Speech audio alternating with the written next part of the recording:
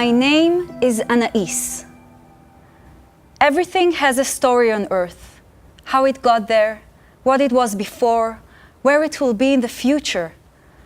All these stories intertwine, forming a tale that has been passed down generation upon generation. The origin of the story is far in the past, and as it has been repeatedly told, unexpected twists and turns have happened.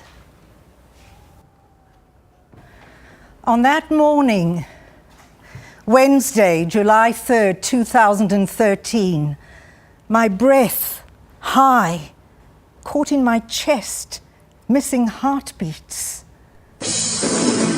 Breaking news.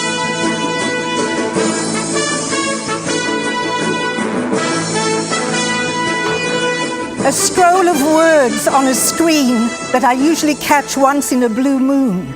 Today, though, the numbers. At 8:25 a.m., a large section of a black oak tree crashed down on a campground clearing in Yosemite. Reports of 20 injured, 1 dead. Aerial view, huge branch down, shards, wood, benches, tables crushed beneath. My child is there. There's no cell phone service, only one line in or out. Parents are posting on Facebook. Sweetheart, call me. Please, honey, please call me. Anais, please call me, darling. My son is calling, my brother is calling. I'm calling the camp, the hospitals, the camp officers in the city. Hello? Hello? My daughter is at your camp. I'm sorry, ma'am. We don't know anything. Don't tell me you don't know anything. You have to know something. It's on the news. It's on the news. God damn it, it's on the news now for hours. The scroll on the news. You have to give us answers. I'm sorry, ma'am. We have our emergency protocols in order. In order? In order? What are they, damn it, your safety protocols? What is this emergency protocol you're talking about? Hello? Hello? I'm the rabbi connected to the camp. It's not her. It couldn't be her. It would have, should have. Of course they would have called you. It's been 3 hours since the tree fell. You're her mother. They would have called you. It's not her. It's not her. This just in. The county sheriff has stated that the tree fell spontaneously. A tragic act of nature. No further investigation. Case closed. Spontaneously? A tragic act of nature? No further investigation? Case closed. The line was busy for 4.5 hours. Who are they calling? The electric company had to be called. Live wires came down when the branch fell. Power coursing through. The injured are being shocked. Rescuers can't get to them. The line is busy for 4.5 hours. Immediate calls to emergency crews, ambulances, helicopter. The coroner had been called. The parents couldn't get through for hours. So many hours. The lines were always busy. Who were they calling? I'll bet they're taking care of their legal liability with all those kids in their charge. There are 400 campers, counselors, and staff there. Why would it be Anais? I'm her mother. They would have called me. Oh, hello? Hello, look. It's taken me 4.5 hours to get through to you. My daughter is Anais. Is she all right? Okay, well, let me talk to him then. My daughter is Anais. Is she all right? No, she isn't.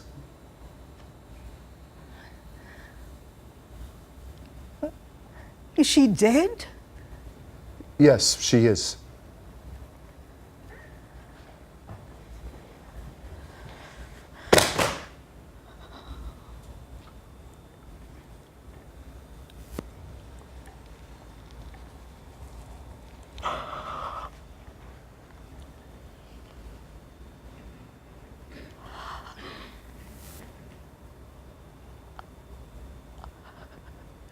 The scream that came, I knew beyond any knowing that it was true. My girl, dead. My child, dead. Lying, dead. There, dead. Each scream travelled out of me into my room, over the veranda, the flowers red and yellow, out over the lake of love, where pelicans fly, white, large, prehistoric, like me now. The light gleams an instant, then once more night, once more night.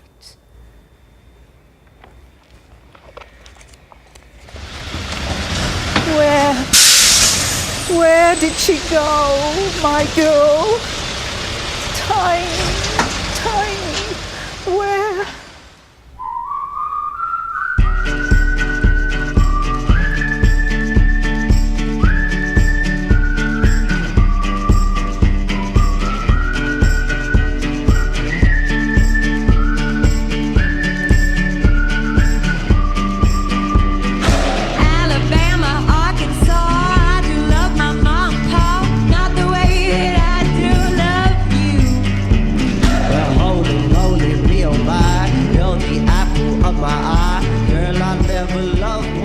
About me. Rules. Once you've been tagged, you're supposed to write a note with random things, facts, habits, or goals about you. Number 1. I really like ketchup. I like it on eggs, potatoes, toast, peas, rice, meat, fish, cooked ketchup, broiled ketchup, barbecued ketchup, steamed ketchup, old ketchup.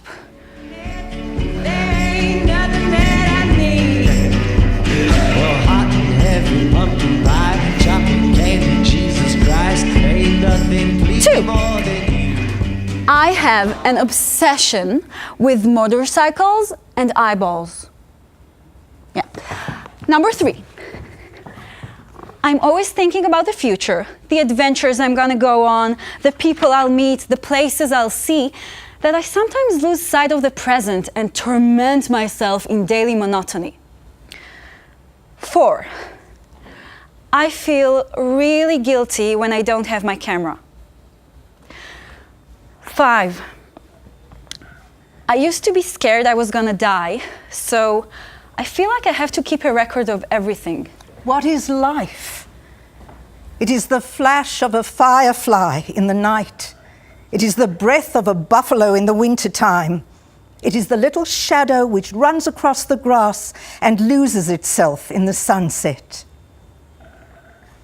On the day Anais Meyer came into the world, time seemed to hold itself still, then expand, hold its breath and breathe all at once.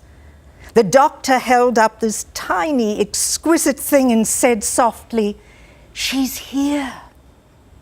The Native Americans say it is the moment the Great Spirit enters, a profound, unforgettable, glorious, heart-stopping moment of awe, when this elegant, wild, lovely spirit seemed to slip into her, and the universe just sang and sang. 2 days later, a great fire in the Oakland Hills jumped the freeway, burning everything in its path, and it worked its way down the hill towards the Alta Bates Hospital. The air is pitch black as we drive my bundled child away from the fire, blown wild by the dry October winds. We call her Little Firefly. Tula tu, tula baba, tula sena. Tula baba sufika ekuseni. The little head, no hair, a little baldy head, into the kitchen sink to bathe. Careful not to break you, sweetie. Tula tu, tula baba, tula sena. Tula baba sufika ekuseni. Tula, tula, tula baba. Tula, tula, tula sena.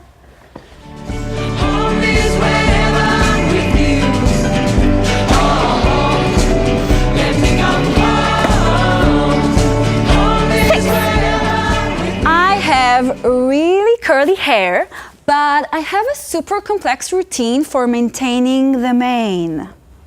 Growing up, I loved playing dress up.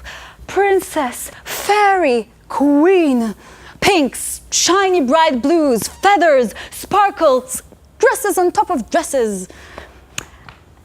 I insisted that my friends dress up too, but they definitely got second choice. I even made my dog dress up. I was pretty bossy back then.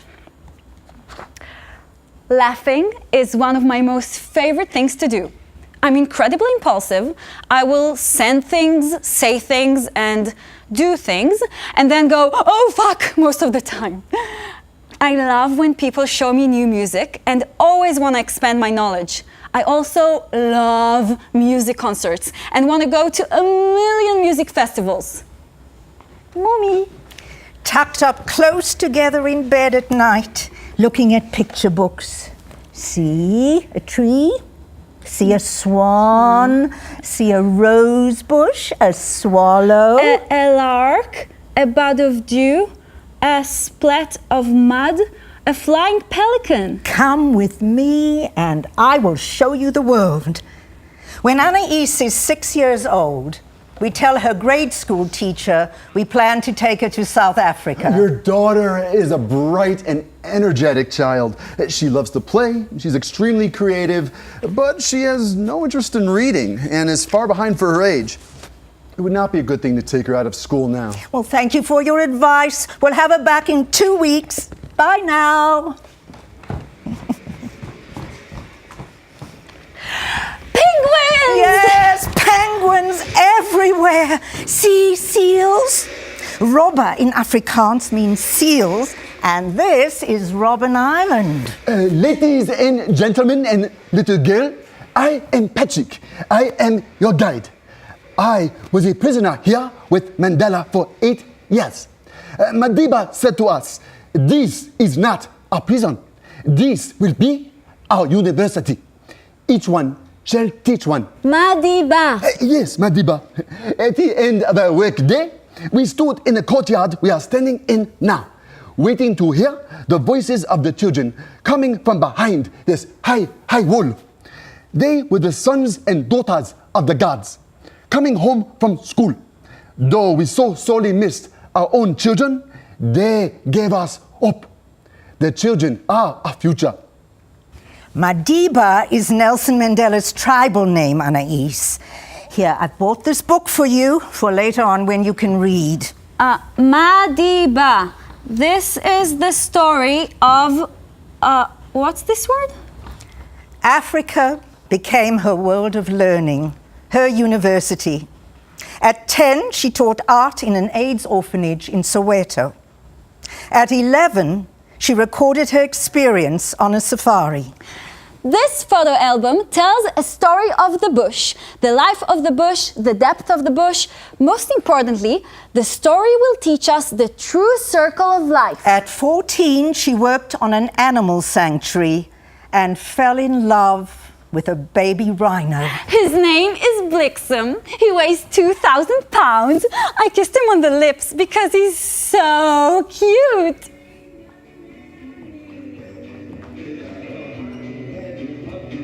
Number 8. I love animals. I have 2 rats, a fire-bellied toad, a fish, a bird, Bob, and Cleo, my dog. My favorite place in the world is South Africa so far. I feel incredibly politically misinformed and I always think that the government is lying. I'm too lazy to really educate myself though, which is sort of bad. My parents have been in the process of getting divorced for nearly 5 years now. They're the most dysfunctional people I know. I love going to UC Santa Cruz, but some days I'm super confident and other days I'm not. I let people around me affect my mood way too often sometimes. Before I kick the bucket, I have to take at least one phenomenal photo, climb a mountain, swim in ocean, fall madly in love, and almost die. And eat more ketchup, of course. All you stupids out there that think that Facebook notes are stupid, well, I felt like talking about myself, so don't read it if you think it's dumb. What is life? It is the little shadow which runs across the grass and loses itself in the sunset. Hi, sweetie. How's school? What's happening? It's hard here, Mommy. Oh, what's going on, Anaïs? Oh, I'm so lost, Mom. Something's got to change. Anaïs? Anaïs? Hello? Hello, are you Anna's mother? No, my daughter's not Anna. She's Anaïs. I'm a helicopter nurse. Your daughter was hit by a car at the UC Santa Cruz campus. She's all right. We have helicoptered her to emergency care in San Jose. She wants to talk to you. I'm sorry, Mommy. Oh, you don't have to be sorry, my darling. I'm coming now.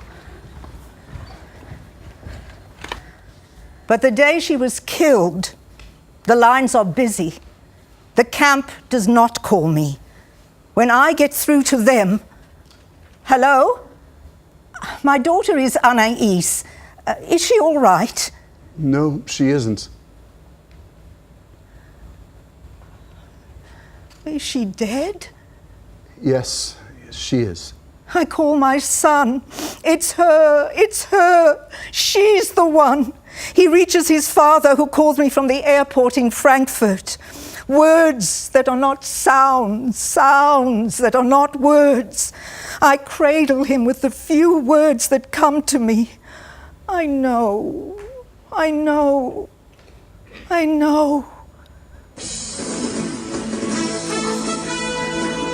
On the screen, the 6 o'clock news. I am now the mother who stares out like a blank paper, flat affect, me, mouthing the words, the tree. The way the camp leaders have handled this? Appalling. Appalling not to call her mother. Appalling to announce all the children are safe. And my child is not. My child lies alone in a morgue. Appalling. Appalling to keep the children at the camp and not tell them the truth, pretending all is well. They go on business as usual for the next 2 days. The new group of campers are told, oh, well, you can expect the usual camp experience. My darling, I'm coming now. It takes me an hour and 15 minutes to get to the hospital in San Jose. My child, hit in the crosswalk on the campus of UC Santa Cruz at 40 miles an hour, where 4 girls make their way to class. He hits just her. She flies 10 feet, her body twisting. Her right arm breaks the fall, saving her head from injury. The driver runs to help her, pulling on her dislocated shoulder. I'm sorry, what have I done? I'm sorry I hurt you. It's all right, you didn't mean to. 10 years running wild on the streets in New York City, on her bike with her friends going God knows where. She always came home safe. Hey guys, how can you believe it? God, I love these drugs. Oh, free drugs. I'm the emergency room doctor. Are you this young woman's mother? I must put her out so we can put her shoulder back. Well, has she broken something? Well, her shoulder's dislocated and maybe a couple of vertebrae. Her knee is smashed. We will have to operate. She took quite a blow, but she is a very lucky young woman.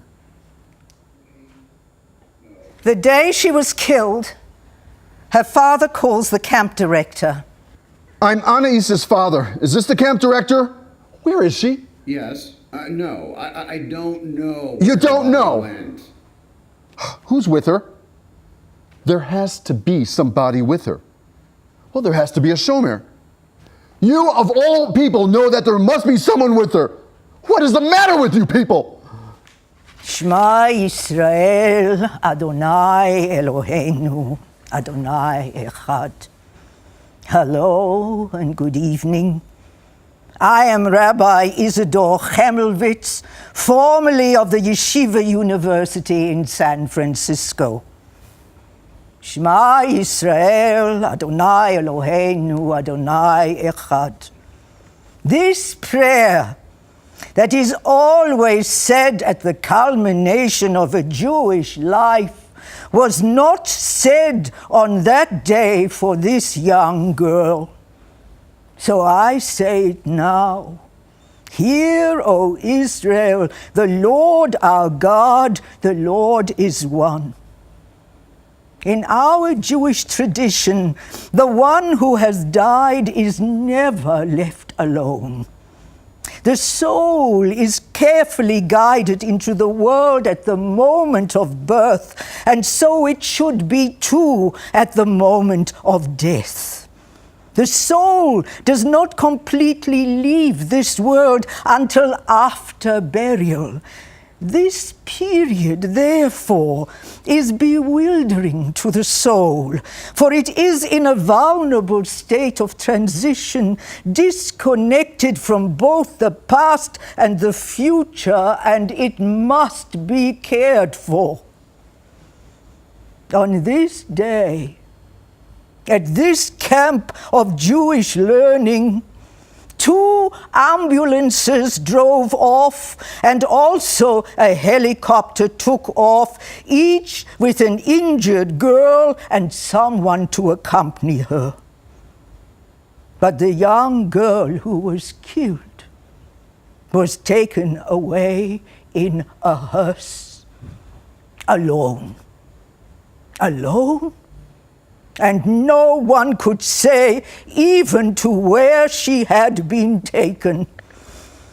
There is a time to tear and a time to sow, a time to be silent and a time to speak.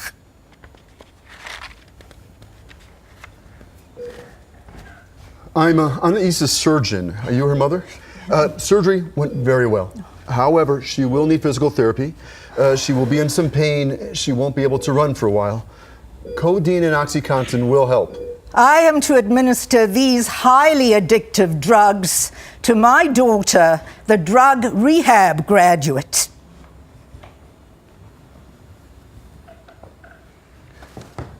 This is Principal Stewart from LaGuardia High School for Performing Arts. Your daughter was caught selling dope. We would like you to come down. Mom! No, you sit there. I have nothing to say to you. Tell me, what must I do? Your daughter was caught on camera selling LSD. She denied it, but it appears that she bought off a follower of the Grateful Dead. I recommend she go to the Phoenix House Rehab Center. It's on West 74th. Anais, I go away for 1 weekend. You said everything was fine. You lied to me. I didn't lie. I didn't do anything. Well, you bloody well Mom. did. You're on camera, selling, exchanging money. And now we have to go every week to a drug rehab center. Come on, let's go. Now.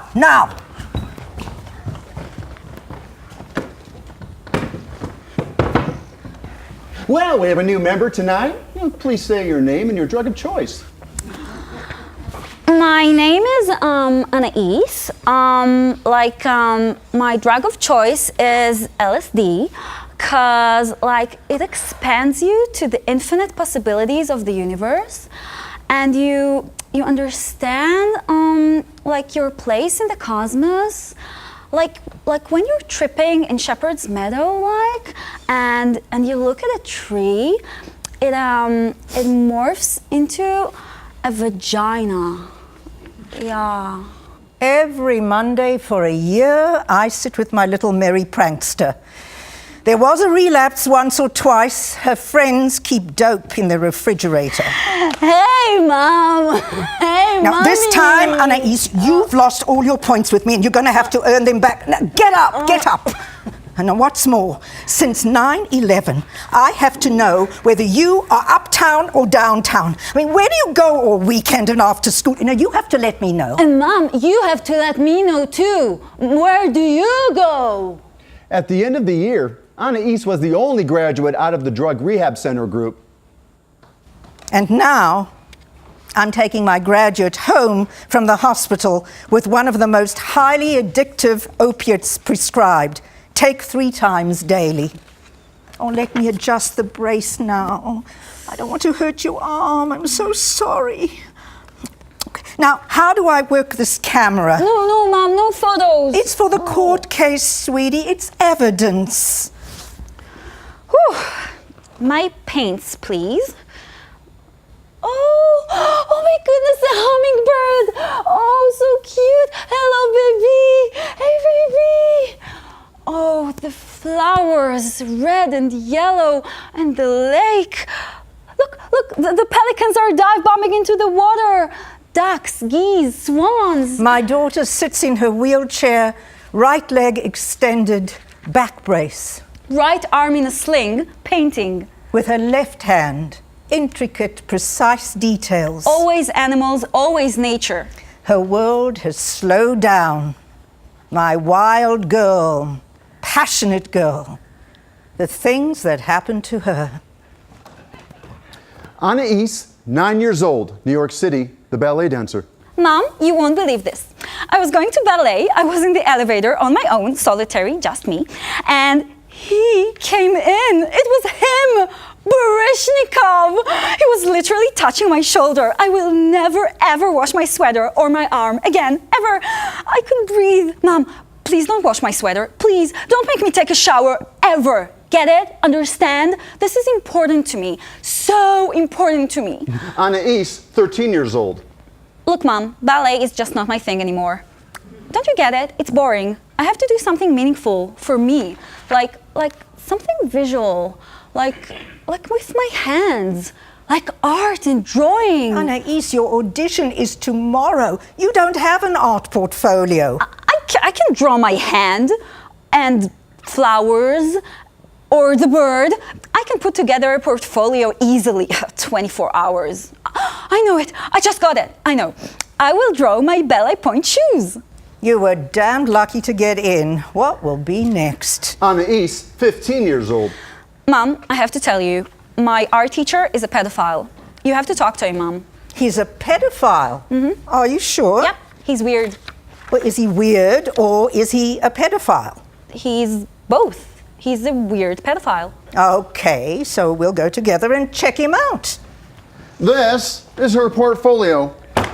She understands perspective, color, and texture.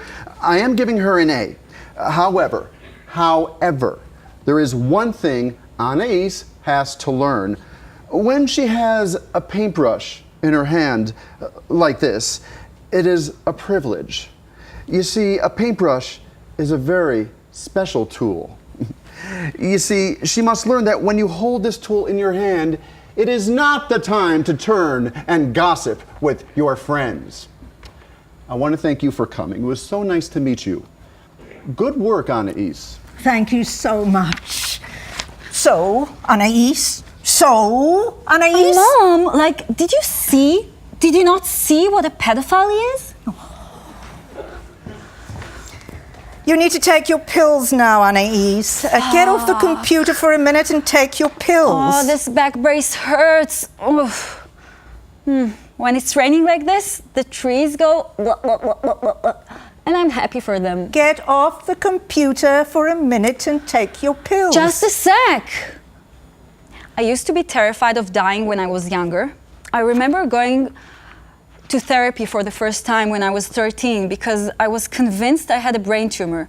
I spent hours of research on the internet, hyper aware of all the symptoms. A lot of those worries went away as I got older, but I still remember how intense they were, how convinced I was that I simply was not going to be okay. I am so sorry for your loss. Please, we can discuss burial matters in here. Oh, no. She can't be put in one of these. I won't let her be put in one of these. Get me out of here. She's got to be free. We have to bury her. It's the way we have to do it. I will not let her be put into the ground. It's Jewish law. You can't. Well, she has to be released outwards and up. She must be... Okay, of course. We can discuss all that later. Let me take you to her. Will that be all right? Oh, her little face. Small bruise here. Wake Wake up, Anais. Please, Anais, wake up. Please wake up, my darling. I feel an energy under my arms pull me up out of my seat. My arms are up over my daughter's body. I feel dizzy. I sit back down. My son is looking at me as if I'm mad. I'm not mad. Again, it happens. My arms are up. An energy from her to me. I will release her upwards and out. The sea, there, free, there by the Golden Gate Bridge. She must be free. They're dolphins. Dolphins, my darling. See, everyone? The dolphins came. Where did she go? Tiny, tiny. My girl. Where? What is life?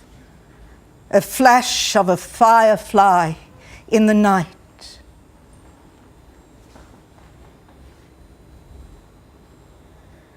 From the moment the car hit Anais, she began to move towards something so profoundly different.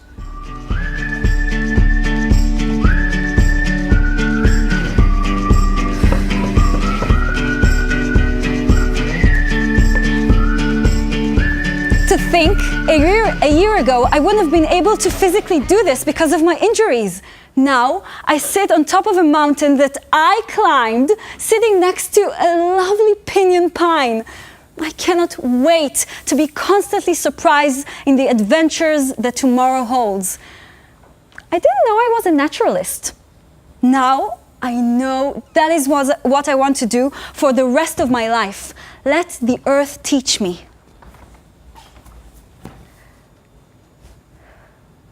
Taking the time to know what something is, to observe it, draw it, speculate on its adaptations, on why a plant can grow in certain places, why different birds are designed in different ways.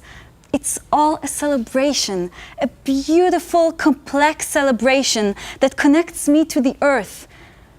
Seeing where the land meets the water, where the starry night met the warm, vibrant day, seeing the ocean and its vastness, huge turbulent waves looking so gentle, magically pulsing as if fueled by a giant heart.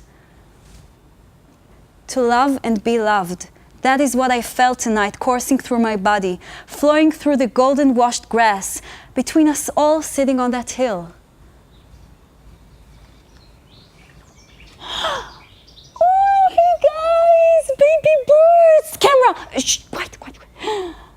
Oh, cutie pies! Babies! Bye, babies! I found a dead hummingbird on campus. Poor baby. I was crying so hard until my friend Kate sat down with me. She said, Anais, it doesn't end here.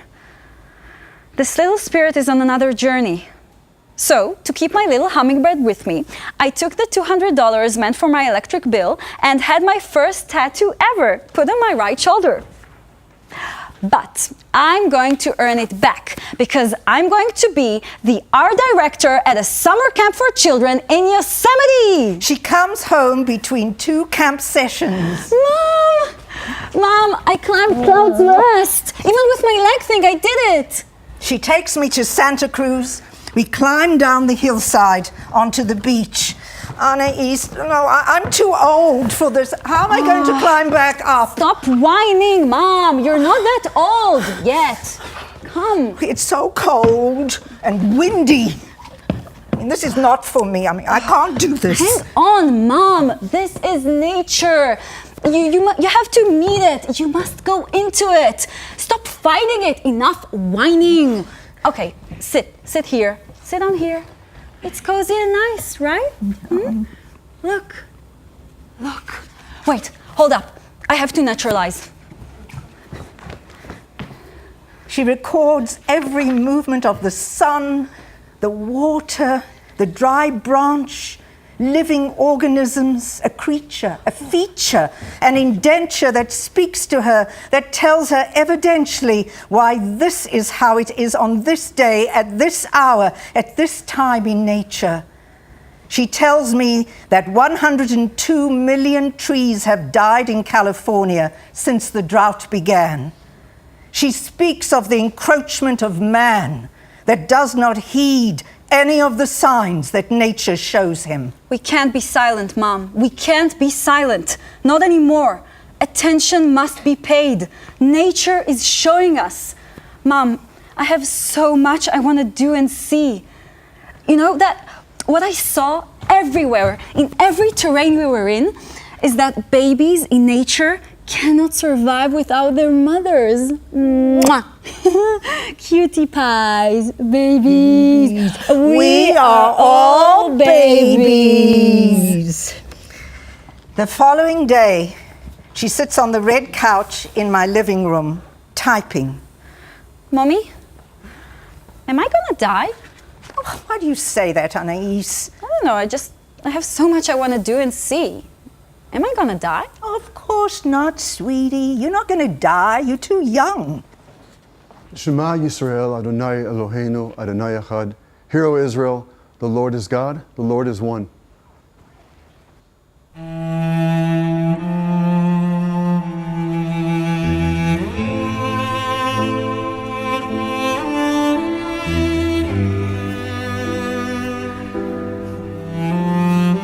I'm Kate, Anais's friend. For the past 7 months, I've been feeling that spirits are trying to speak through me. It's been so scary. A couple of months ago, when Anais was grieving a dead hummingbird, I told her that death wasn't the end. Recently, I felt her as a presence pushing me here. After 2 days, I checked Facebook and saw Anais was dead. The air I breathe weighs on my chest. Sleeping pills and medicinal cannabis, 3 drops in a teaspoon placed under the tongue, equals 6 hours of sleep. Long arms attached to no one reach into my dreams. Come away from the mother. Give her to me. Pull her out of your arms. Come out. Pull her away from your dreams, out of the arms of the dream, into the world of my room. The bed, the bureau, the lamp, the side table. And there is no one to call. Not a single solitary soul to wake them out of their sleep. I hit the bed. I hit my body, knowing my child, my own child, her, she, my girl, will never, ever, ever, ever again come in through my front door. I carry her ashes to Baker's Beach. There are dolphins. I run into the sea, the Pacific, the gateway to the sky. And the next morning, the noise of the outside world begins. So much noise. Make breakfast, an egg, piece of toast, tea. Would you like some tea today, my darling? Milk, honey, sugar, brown or white? Why were you late that morning? Did you see a bug along the way and stop to say good morning? Just 10 minutes, maybe even 5, along the path towards the shade of that great black oak. After the rains, if only I'd known, after the rains comes the heat. In the early morning, in the summer months, when there is no breeze, no wind, the heat comes. 105 degrees, the life force in the tree expands. And the heat and the swelling of nature, the weight of a branch that hasn't been trimmed back, splits and cracks, an explosion like lightning. And I looked up, whoa, the tree is falling! I saw you run. I saw that right leg with its metal plate. Your right arm that saved you the last time couldn't save you this time. Because her time was up. So where are you now? Each morning, I turn on my computer. Today the Hallelujah is on. I look at the elephant screensaver she chose and installed for me. Today, as I get up to make a cup of tea, when I return to the computer, I'm gripped by a strange feeling in my stomach. Glancing at the screen, I see that the elephants are gone. And instead, I'm looking at a photo of Anais at the hospital, the one I insisted on taking for evidence. The elephants are gone. How? Why this photo? To provide evidence. Anais was struggling, exhausted, spent. She was cradled in the arms of a woman who has so much light. She found me, Anais said. There are lots of people here. I'm at peace. Kate, she came through to you. She was struggling for 2 days, exhausted. She's at peace. Kate, Anaïs's friend, gave me a sense that there was a way to find Anais. I began my search.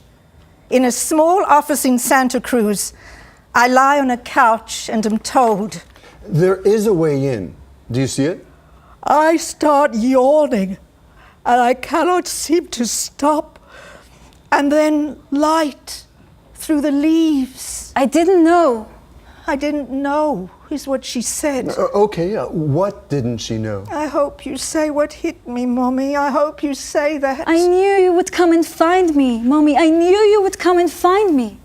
All right, good. Did she say anything else? Yes, she said I should put a hummingbird tattoo here to remind me that I need to learn patience. I mean, nobody's going to believe me. She's going to keep finding ways to reach you.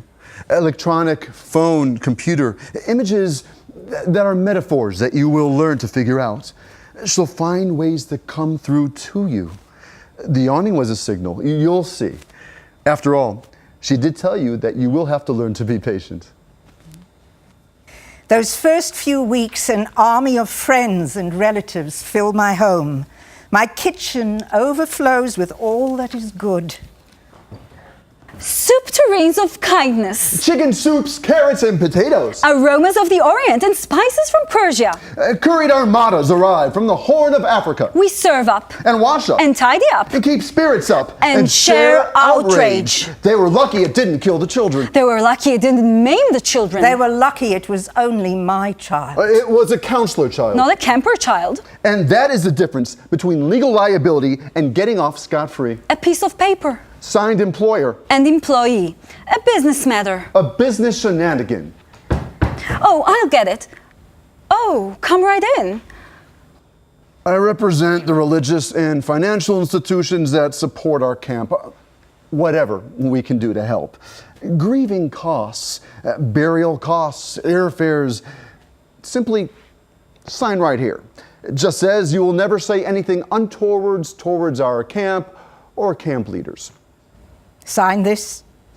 Sign off so that you can stuff the truth under the institutional mattress. Only 2 minutes later, the campers, the children would have been there. 2 minutes. All of those accountable, made accountable. I will not sign this disgraceful deal. I will not be silenced. Here, let me show you out. There's a history here to be investigated. That much I already know. I have known about it for years. I stand with you. We will tell this story. Take out a page in the newspaper. Speak our outrage. The camp can't be sued because Anais, a temporary summer employee, had signed the mandatory waiver that released the camp from any legal responsibility for her death. I did not expect what happened next. Close friends and relatives who I assumed would be with me through this agony weren't. They were afraid. I was avoided. I was negative, heavy, too angry. I needed to move on. It seems that my ongoing grief without expiration date was too much and too long for them. A few stayed. A few new ones emerged.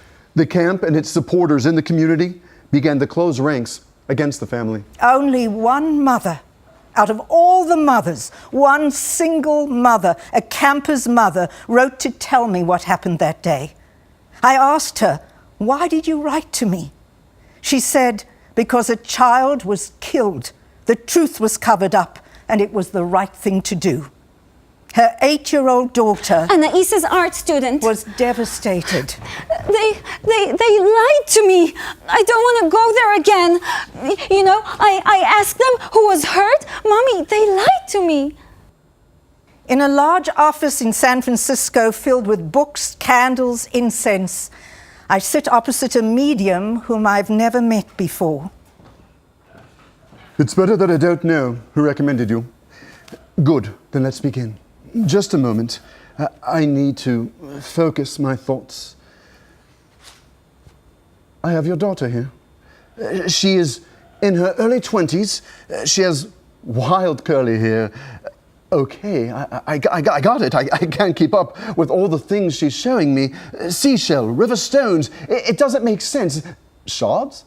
Shards of wood. A forest. Children's laughter. Shards of wood. It's like a shipwreck on land. One moment she was here, the next she was wiped out. Instant. No suffering. She's showing me you must have seen her after she passed. It's the vision that she's trying to take out of your head. She doesn't want you to remember her as you saw her in the funeral home. She is so very vivacious. It's hard to keep up. She was a very adventurous person. She tells me the first accident prepared her and you for the second. Do you understand that? Yes, I do. It's true. I would have disintegrated. She says it prepared her too. I miss her so much. I ask her friends for stories. The cliffs, Santa Cruz at sunset. Oh my god! Oh my god! Oh, fucking dolphins everywhere! Oh, life is fucking magical. I'm blissing out. What's that squeaking? What is that? Doesn't sound like a bird. Oh my god! Look! A baby sea otter bobbing near the kelp beds, 30 feet from shore from us. Oh my god! Bobbed up and down. Oh, she's in distress. What should we do? Oh, look! Oh my god, around the point there, the mama otter. She's swimming out. Oh, epic as fuck. Oh, look, she's licking its fur, blowing into it, making bubbles attach so the baby can float. Oh, she's grooming it now, rolling it onto her belly. So cute. Baby. I ache for her. Every breath I breathe is my child.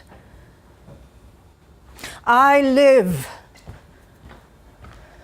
with a thing. I don't know what to call it. A rolling bush inside my throat. A hammer hitting my heart to make it go on. A rage that is beyond any fire, decapitating the land and the trees for miles in the summer. A despair that throws me like a rock out to sea to be swept away somewhere. This morning I wake with a beast in me. It lives in my hip bones. It lurks its way up my spine. It holes its way into my legs and thrives its way up into my neck, bypassing my heart for now. Blood beats bright red magenta. I'm in my apartment, in my kitchen, cleaning the refrigerator, down on my knees to scrub the bottom drawer. My thoughts are bad ones, mixed with hurt, angry bile, thick cooking oils. Liar, man. bottled spider. You dirty, barb-tailed, washed-out fishy fish of the great seashell of the world. I hate you with a ferocity that makes vultures fly even when full. Shameful, lily-livered hyenas lingering to lick the last gob of flesh. Ow! Ow! Ow! Ow! Ow! From behind me, a heavy glass dish, this, flies out of that cupboard past my ear, turns, lands in the refrigerator drawer, bounces off the cabbage, and hits me between the eyes. The pain! I mean, how did it happen? It's an impossible trajectory. Oh, I think of Anais, of the force of the impact on her small body. Maybe this is a sign from Anais to stop my dark thoughts. It's not to be ignored. My eyes are black. I've got a big red welt forming on my forehead. My third eye. Anais launched a dish at me. The medium said I would have to work out the signs, the metaphors, the messages that she's sending me. Maybe she wants me to die, to join her. I wouldn't mind that. I sit on my red couch. I wait to die.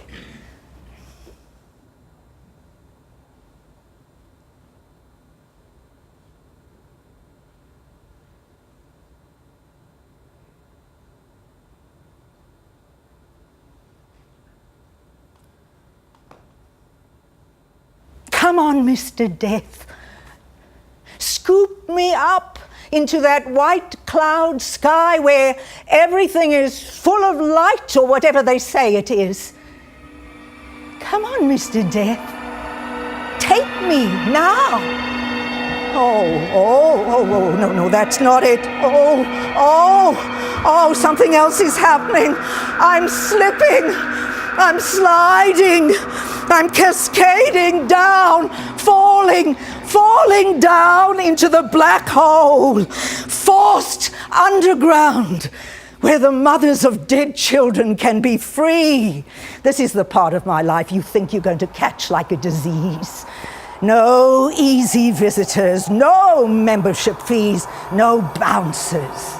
It's the worst club in the world. Don't blame the tree.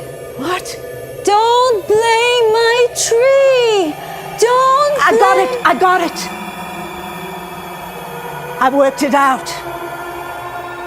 I'll take them to court in my underground court. And they will have to speak. See, here comes my bailiff.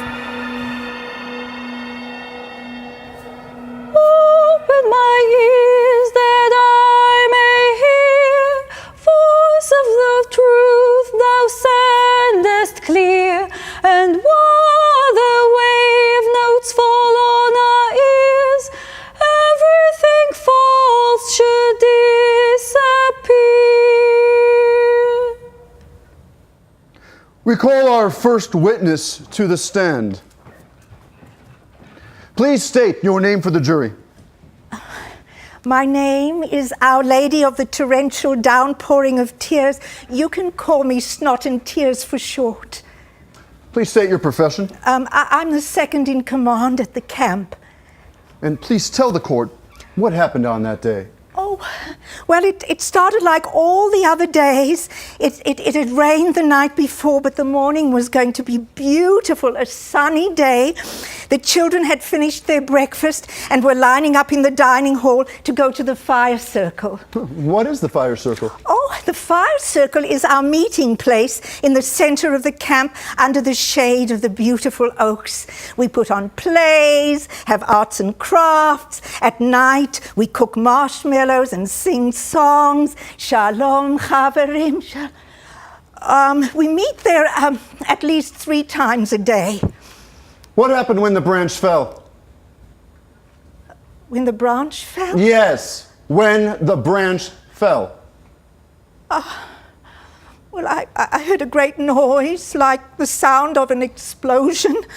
And I heard screams, such screams. The screams were the children, the electricity, the children. And what did you do after the branch fell? Well, I ran there. The air was black, the fire circle was completely demolished, the stage was crushed, and the side of the dining hall had been hit. The benches and tables where the councillors were had been crushed to splinters. The huge branch brought down the electric wires. The leaves are alive. The injured councillors are being shocked, and the first responders cannot get to them, not till we turn off the current. And where are the young campers at this point? Well, they're on their way to the fire circle. And when were the campers due to arrive at the fire circle? Well, actually, they were only a minute or two away. So, had the branch fallen 2 minutes later? Oh my God, oh my God. Yes, my God. Did you know the young woman who had been killed? Yes, I did. I knew it was her at once. I saw her hair. I was her mentor. You knew it once, yet no one called the girl's parents? No, we never called. Well, they would have been in the way. If you let one come, they would all come. You see, we have protocols. We have our safety protocols. You know, we have them. Oh, take a minute. You might want... Here's mine. Oh, thank you. There had been a warning about this tree 6 months before. Are you aware of that? Yes. 300 campers were exposed to the tree for 4 weeks before the falling branch killed Anais. 2 other counselors had serious injuries. Crushed pelvis, broken limbs, gouged faces. Yes, oh God, that's true, it's true. But I have in evidence copies of your internal emails to the camp director. It says that an oak had fallen on the boys' cabin the previous year. And, I quote, "This is the time of year that oaks drop their branches." Is it correct that for more than 2 years, you asked the camp director to bring in an expert arborist? Well, he said she charged for her travel on top of the inspections. Well, I tried to tell the camp leader, Hubris. I tried. Tree warnings were ignored by your camp leadership with dire consequences. Well, we made mistakes. I tried to say so, but the board of directors talked me down. You need to be on the same page as us, so we need to pretend that everything is in order. So I did, and so I cry all the time. No further questions. You may step down. At this time, with your permission, the prosecution calls to the stand the camp leader. I am who I am. I am my own special creation. I bang my own drum. Some think it's noise. I think it's pretty. Do you swear to tell the truth and nothing but the truth, so help you God? I do. I most certainly do. The court reporter cannot capture physical gestures, only words. Is your name Hubris? That is correct, Hubris, named after my uncle 9 times How long removed. have you been director of the camp? 25 great years. I am nationally known as the expert on camp safety. I have authored several manuals and handbooks on safety for camps throughout our great nation. I have written the camp safety protocols. I have trained the staff. I am much revered, much beloved. They say a planet should be named after me. You had a death of a healthy young woman. Hubris, how do you account for that? Bad luck, wrong place, wrong time. And she wasn't a camper. She was a counselor. There is a difference. In fact, I told her mother that. Look here, my job is to look after the young campers, the campers. Not one of them so much as scratched by that falling limb. It's a numbers game. A numbers game? The death of one innocent child is a national disaster. You ran an unsafe operation. This was a freak act of nature. Branches drop, they fall. Your own safety manual specifies that inspections are to be made before the camp goes into session. Did you do that? I don't recall. The oak that was hanging over a target area where children routinely gathered every day Why did you not trim that oak or take it down? It was a tragic freak act of nature. Everybody says so. Explain to the court what you mean by that. It was freak, not usual. Gave no warning. One time off. I will read directly from the evidence in hand. August 15th, 2015, 2 years after Anais was killed, at 4:45 a.m., a huge branch from a California black oak dropped, killing two 14-year-old boys sleeping in a tent on a campground clearing in Yosemite National Park. Same conditions, summer months, early morning, just a few miles from your camp's location. At what point, hubris, does a freak accident become an act of gross negligence by the parties who own and manage what should be safe campgrounds? My mission is to preserve the Native American vegetation. When I take visitors around the camp, I say, this belongs to the former director. She took that down. It is her stump, as is that one her stump. I don't cut down trees. The taller the tree, the thicker the canopy, the greener the green In can this be. affidavit before me, dated 6 months before the branch fell, the electric company's arborist states, and I quote, "I would not want to put my child's swing under this tree. I told him I had a moral obligation to inform him," end quote. But according to him, you put up both your hands like this and said, "Stop, we have our own arborists. We are fine." We did have our own arborist. Sure, I hadn't called her for a few years, but the appointment was in the books. And when was the appointment? July 5th. July 5th, the last day of the camp session. Please, tell the court, on what day did the branch fall and crush Anais? It was on July 3rd. Louder, please. July 3rd. July 3rd. No further questions.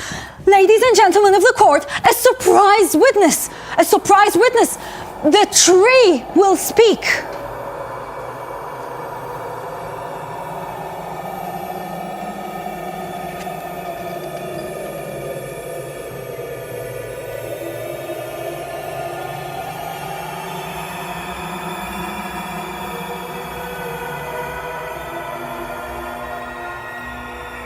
Please state your name. Kirkus Kaloji, California black oak, 300 years old. Oh, that is indeed very old, elderly. A great old age, I mean. I am very old. Some black oaks don't make it past 120 years, yet some make it to 500 years. It's the way we grow. I am very old and very tired. And after what happened, I am heartbroken. I knew the girl. I saw her often. Wild hair, always vibrant, always laughing. Would you be so kind as to tell the court your history? Yes, my history. From the time my roots were down, I grew upwards in the forest. Within 50 years, I had reached 85 feet in height. Birds, ground squirrels, and sometimes bears would climb up to my canopy for the acorns. And the acorn people, I believe you call them the Wikwok. I would drop my acorns. They would crack, shell, and dry them. They made soups. Oh, the smells of the soups, the aromas, and the voices of their children laughing and their songs. Then they became less and less, less and less. And then they were gone. No laughter, no songs, silence. Without the acorn people to harvest my acorns, my canopy grew thicker, and my limbs below had to reach out, lean out and up to reach the sunlight. In 1925, they broke ground for a camp for children. Do you recall that time? Oh, yes. The rumbles came, earth machines. They cleared a space under, right beneath me. Then the humming wires came. The birds sat on it. They seemed to like it, but I didn't. I didn't trust it. I could feel the heat. I don't like it. It's too near. Please, tell us, what was it like when the children came to camp? Oh, the children, their voices, calling, playing, shouting, sitting beneath me in the shade of my branches, their songs. It was truly joy. But you see, as the years went by, my limb grew heavier. And I began to worry for the children below. The canopy was too thick, weighed down. Sometimes men came to check the humming wire, and occasionally they would give my branches a trim. This would ease the strain for a year or two. Then the new growth, the lean, the stress. I began to despair for the little ones singing beneath me. Then last winter, a ray of hope, a man from the humming wire company who trimmed my branches, looked at the reach of my aching limb and shook his head.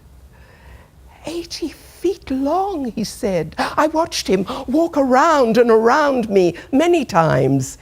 He called over the big chief of the camp.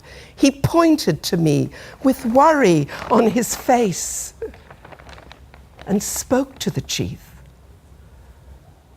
But the chief put up his hands like this. And the man went away. Then the summer rains came, drawing up the water with my roots. The next day the heat again, drying from the outside in. My branch saturated, heavier than before, leaning out, reaching out and up to find the sun, straining. The weight was unbearable. The morning came.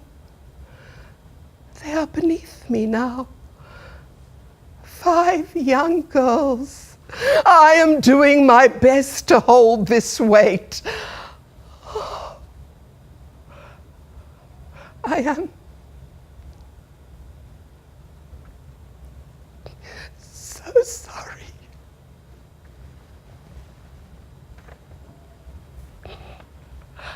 I saw the girl with the yellow backpack and the long curly brown hair. She looks up. I see her eyes, dark brown, in wonderment. She knows. There was a crack like thunder. I split apart. My limb falling down, 35 feet down. The humming wires came down when my branch fell. It was hurting the girls. The rescuers were shouting, "Keep away, turn it off, turn it off." They're cutting, sawing off, sawing, cutting shards of wood. I am sorry. So sorry. Darkness, sounds, sirens, helicopters, blades. Too many sounds. Screams, machines weeping. I ask you to forgive me. I am so sorry. Please, forgive me. No, no, no, not you, not the tree. In my grief, dark world, you bring grace, light on the lake, the flowers red and yellow. Anais? Anais? See a tree, see a swan, See a rose bush, a swallow, A bud of dew, a splat of mud, a flying pelican. come with me and I will show you the world. See, Mommy? I got to experience seeing where the land meets the water, where the starry night met the warm, vibrant day. To love and be loved, that is what I felt coursing through my body, flowing through the golden washed grass. Everything is a cycle. You wake and you go to sleep. The tide goes in and out. The leaves on the trees turn lush and green in the spring and shrivel and die in the winter.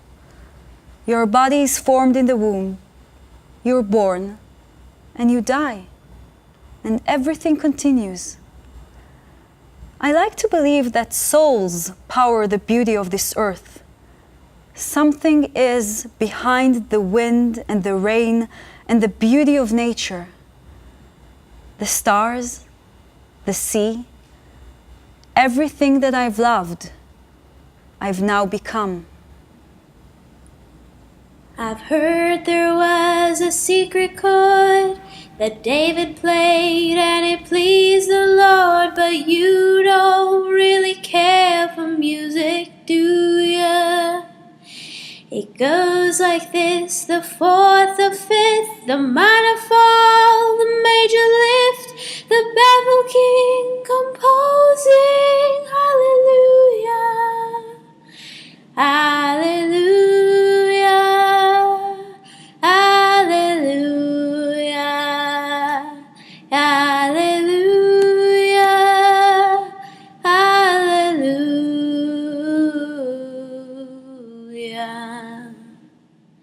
Your faith was strong, but you needed proof. You saw her bathing on the roof, her beauty in the moonlight overthrew ya. She tied you to a kitchen chair, she broke your throne and she cut your hair, and through the lips she drew the hallelujah, hallelujah, hallelujah, hallelujah.